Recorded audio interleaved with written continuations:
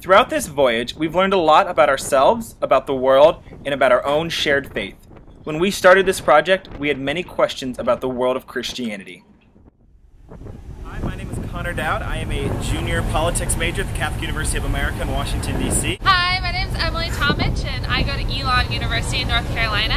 Hi, I'm Rachel Schiffer. I go to Gonzaga University in Spokane, Washington. Hi, I'm Mike Naughton. I am a senior at Iowa State University, majoring in computer science. What do you guys want to do for this project? What are you guys hoping for? What do you guys think we're going to find?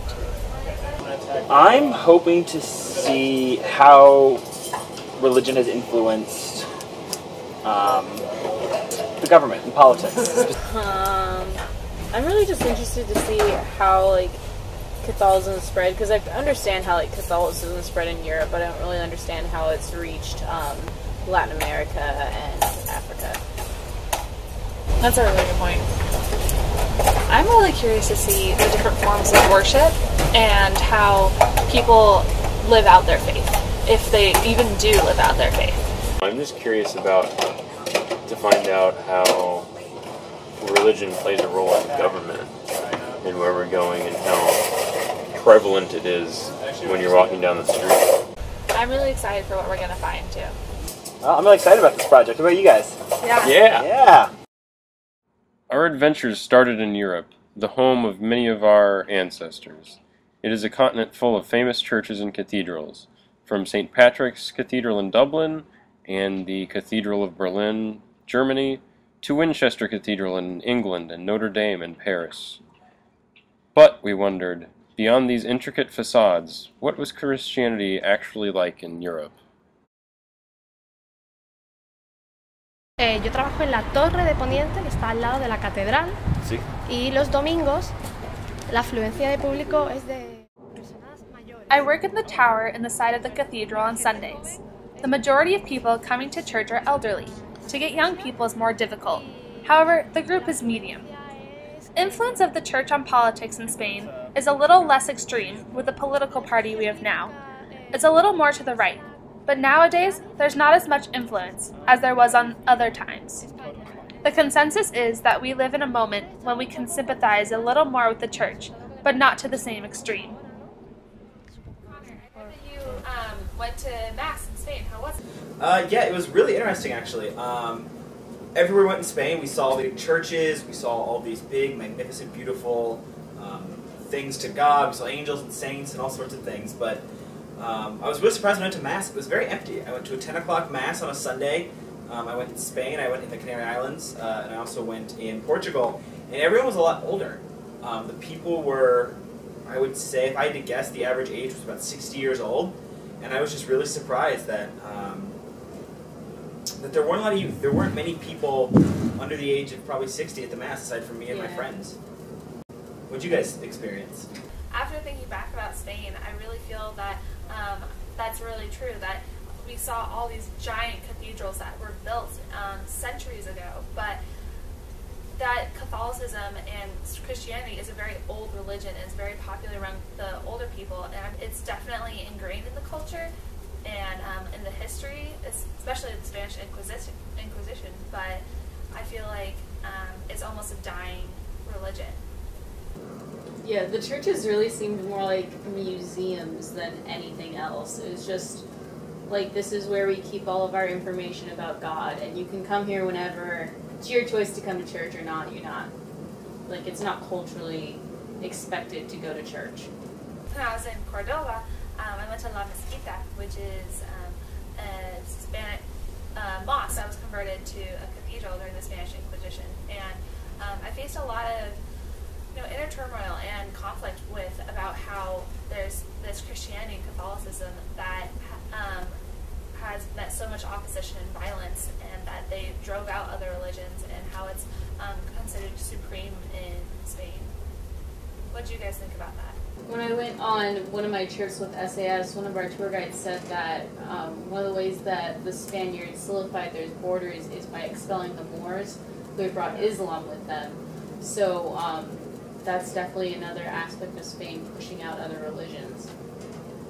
So, Spain was great. I'm curious to see now how religion affects the rest of the world as we head to Ghana and South Africa. We left the familiarity of Europe and plunged into the foreign cultures of Ghana and South Africa.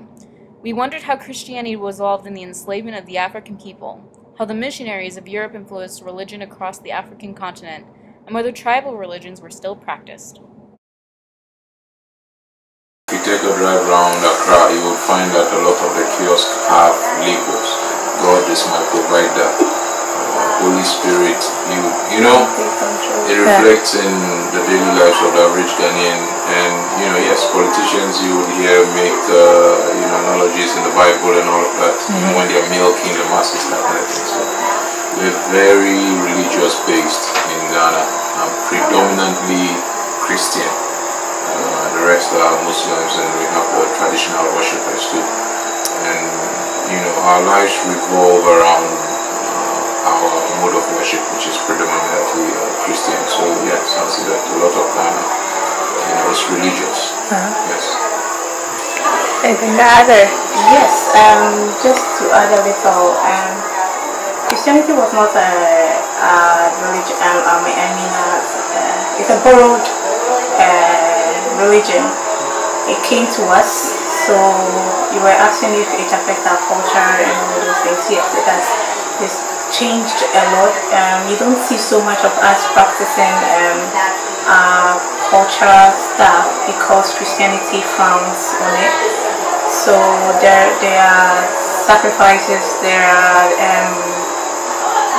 rites and passages which more people have shunned away from. More people are not doing all those because of Christianity. So it is not biblical. If it is not biblical, you don't practice. So yes, we have Christianity has a great influence on our culture now, and everywhere else, every aspect of our life it is there. You go everywhere, you find it. Has any of the traditional culture kind of infiltrated into Christianity, or has there been a mix of the two religions at all?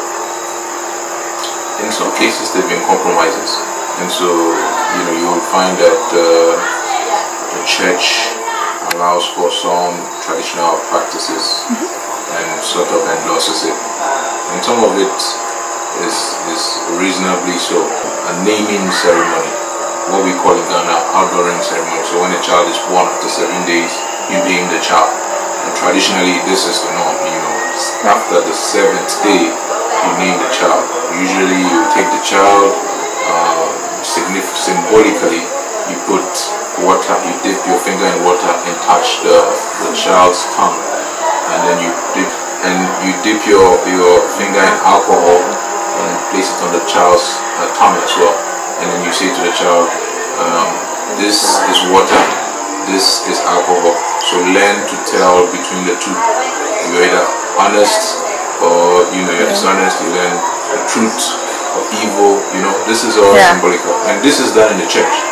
So with a rite like this, you see the church in most cases endorse it, funerals and life cycles, marriage.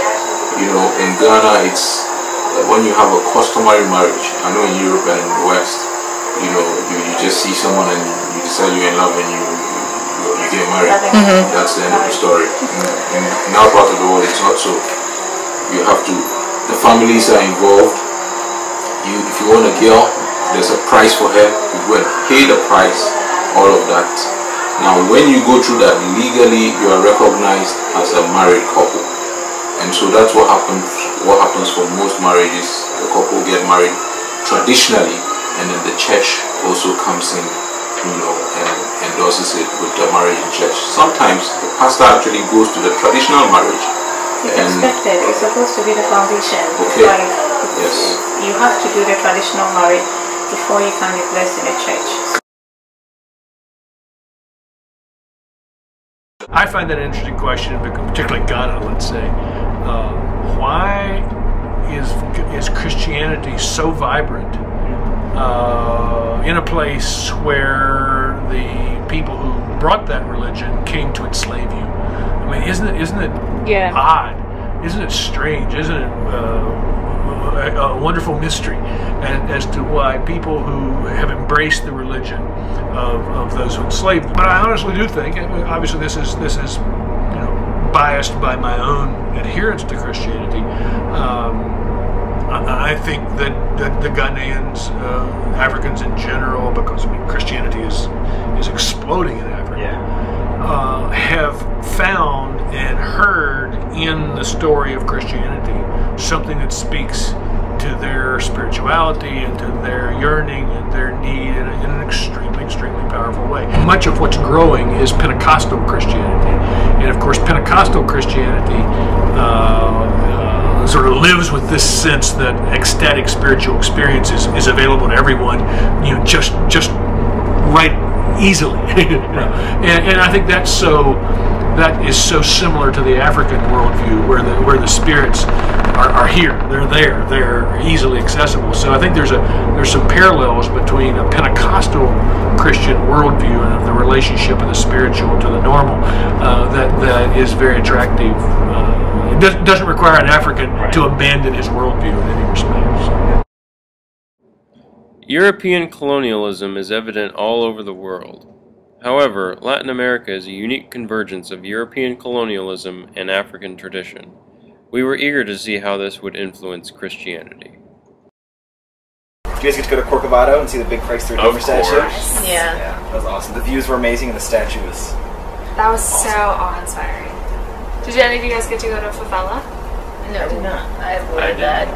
Did you? Wanted to. I did, and I loved it. And I really saw a lot of organizations and small churches that are trying to be started within the favelas that were started by the communities. And it was really, really interesting to see. And I felt that a lot of people had to have faith there to kind of hold on, to have hope, and to survive, actually. And so it was really interesting, and our tour guide was amazing, and I actually got an interview. So Brazil is the largest Catholic country in the world, but according to the last census, 2010, only 60% or 64% of the Brazilian population identify as Christian. So the Christians have really lost, the Catholics have really lost their power or their majority due to that awkward mentality, the fact that all the scandals with the priests and all that. So the evangelical churches of religion have really increased in Brazil, and they are more present in the favelas than any other religion. When you compare a Baptist church to a Catholic church, for instance, in order to build a Catholic church, money, in order to become a Catholic priest, you have to go to school for years and years. To build a Baptist church, often just in a hole in the wall, a room, some chairs, and a microphone. It's that. In order to become a Baptist pastor, you don't need to go to school for years and years and years. Because of that, they have been able to be present at favelas, and they have been more proactive in helping people in favelas. But of course, they have an agenda. They don't help people for the sake of helping people. They want people to become, Baptists. I'm just giving an example. Yeah.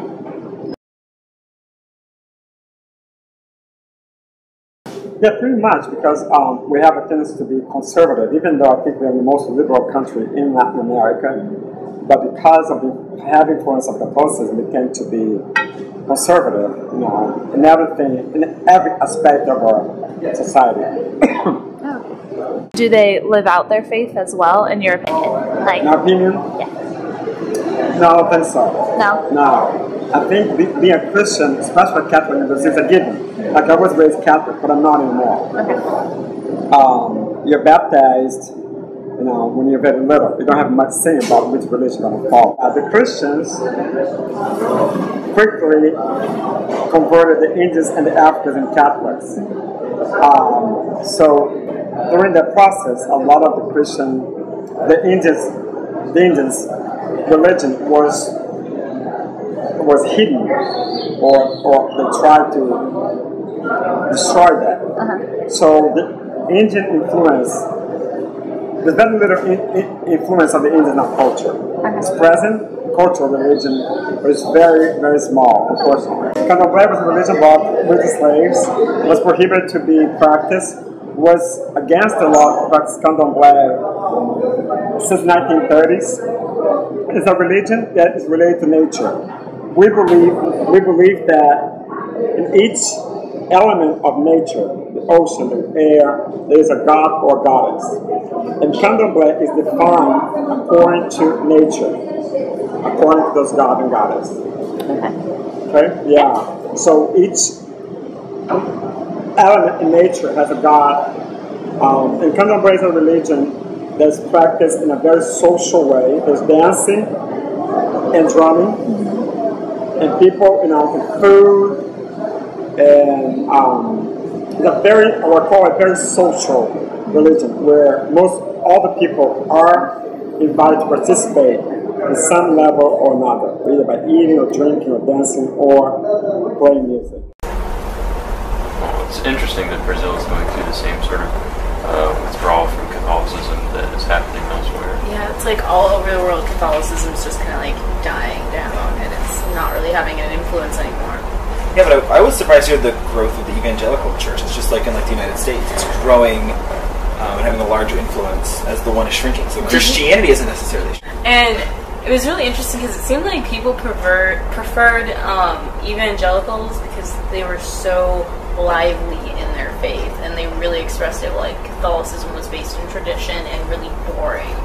Something that seemed different about the Portuguese coming into Brazil versus like the English people coming into Ghana is that in Ghana and in other parts of Africa, the indigenous religion is sort of preserved and combined with Christianity, whereas it sounded like in Brazil, at least, it was just destroyed and replaced with the Christianity. I thought it was interesting that he talked about, what was it called? Candomblé. Candomblé, where it came from through like the slavery tradition. How it kind of came with the slaves. They weren't necessarily allowed to practice it, but now it's kind of being revived, is what it sounded like he said to me. And didn't he identify as Candomblé? Yeah, he said that's the one he knew the best. Yeah. I think that's really interesting. I mean, I feel like there's still a very strong influence of Catholicism and Christianity there. But now that there's becoming more of a freedom of speech, that people are reverting back to the Candomblé or becoming more individualistic or atheist, actually. Yeah. Because, I mean, I remember he said that you're baptized into one religion, but you don't necessarily have a choice. And that's exactly what the Portuguese did. I thought it was interesting. I mean, we've already looked at our interview from Spain and how, it was the older generation goes to church and the younger generation just doesn't really seem to go to church at all. And now it's, it was transported from these people on the Iberian Peninsula, not the Spanish, but the Portuguese. They brought it over. But now instead of necessarily losing a religion, they're just moving to a different type of Christianity. Yeah, Brazil was really our first stop since we left Europe, where we saw the big grand churches again. Yeah. They were missing from Africa. I didn't see many in Argentina or Uruguay, but they made a resurgence in Brazil. I think it probably came with the Portuguese in Rio. They were just... I went into 3 different ones. I went to Mass at a monastery, and then I went and just saw 2 other beautiful churches, and they were right in downtown Rio, and I just was amazed that it was like these old traditional churches were back. So you went to Mass at a monastery in Brazil? Yeah, I went to, it was a very traditional Mass. It was like is that a monastery? It was a Gregorian chant. It was standing room only.